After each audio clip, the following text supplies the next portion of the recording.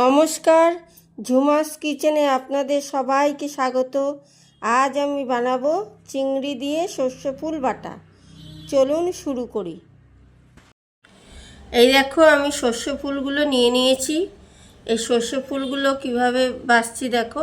শুধু এই আগার দিকে এই রকম করে বাছতে হবে, শুধু আগাটা নিতে হবে আর সম্পূর্ণটা ফেলে দিতে হবে। এই রকম করে একটা একটা করে এই আগাটা বেছে নিতে হবে, এই ফেলে দিতে হবে। এরকম করে আমি সবকটা ফুল বেছে নিচ্ছি। এই দেখো, এই সর্ষে ফুল বাটা ভীষণ উপকারী এবং ভীষণ ভালো খেতে। এটা আমি চিংড়ি মাছ দিয়ে বাটবো। কেউ শিল বাটাতেও বাটতে পারো, আমি মিক্সিতে দেব। এইভাবে সবকটা বেছে আমি রাখছি। এই দেখো, আমি সব সর্ষে ফুল বাছা হয়ে গেছে। আমি কিছু পাতাও নিয়ে নিয়েছি। এগুলো সবকটাই আমি বেটে নেব। এই দেখো, এই ফুলগুলো এখন ভালো করে ধুয়ে আমি তুলে নিচ্ছি। এরকম করে তুলে নিচ্ছি। এই রেসিপিটার জন্য দেখো, এই সর্ষে রেখে দিয়েছি, এই পোস্ত লাগবে। আমি দুটো কাঁচা লঙ্কা দিয়েছি, তোমরা যে যেমন ঝাল খাবে তেমনি লঙ্কা দেবে। আর এই দেখো, এই চিংড়ি মাছটা আমার কাছে ছিল, আমি নুন হলুদ মাখিয়ে রেখেছি আগের থেকে ধুয়ে। আবার যদি কেউ মনে করো যে না, চিংড়ি মাছ দিয়ে খাবো না, নিরামিষভাবে খাবো, তাহলে চিংড়ি মাছ বাদ দিয়ে তোমরা করতে পারো। আমি আগে থেকে আগুন জ্বালিয়ে ফ্রাই প্যানটা বসিয়ে দিয়েছি। এবার একটুখানি তেল দিয়ে দিচ্ছি।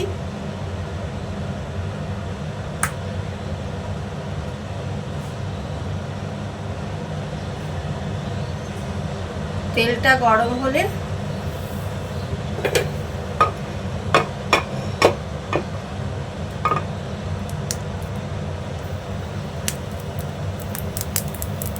লঙ্কাগুলো দিয়ে দিলাম।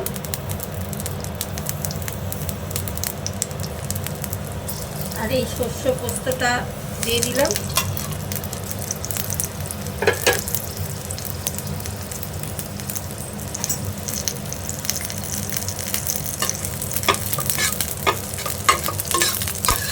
একটু ভাজা ভাজা করে বেশি ভাজবো না। এবার চিংড়ি মাছগুলো দিয়ে এবার আমি একটু ঢাকা দিয়ে দেবো। ঢাকা দিয়ে ভাজবো।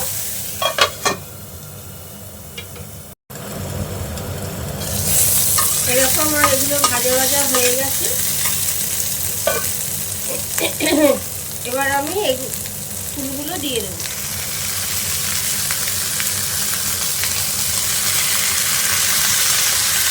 বেশি ভাজবো না, জাস্ট একটুখানি নাড়াচাড়া করে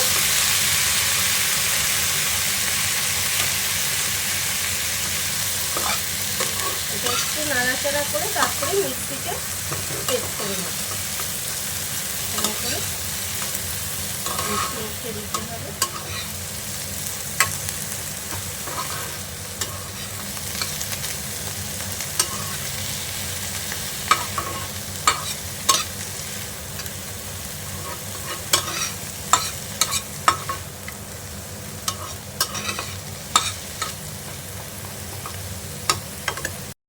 হ্যাঁ, এবার দেখো, আমি একটু চিংড়ি মাছের মধ্যে নুন হলুদ মাখিয়ে রেখেছিলাম, তাও আর একটু হলুদ দিলাম। একটু নুন দিয়ে দিচ্ছি। চিংড়ি মাছে সবই মাখানো আছে, তাও একটু নুন দিয়ে দিলাম।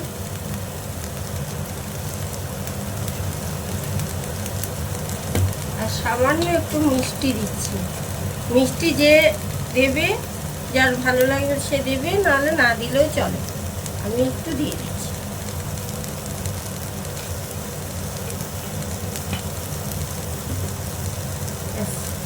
আমার এটা মোটামুটি রেডি। একটু নাড়িয়ে চাড়িয়ে নিয়ে মিশিয়ে নিয়ে এবার একটু মিক্সিতে ঢেলে নিচ্ছি।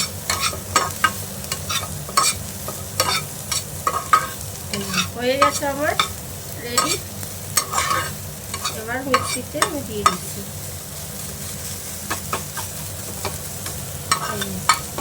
গ্যাসের ওভেনটা নিভিয়ে দিলাম।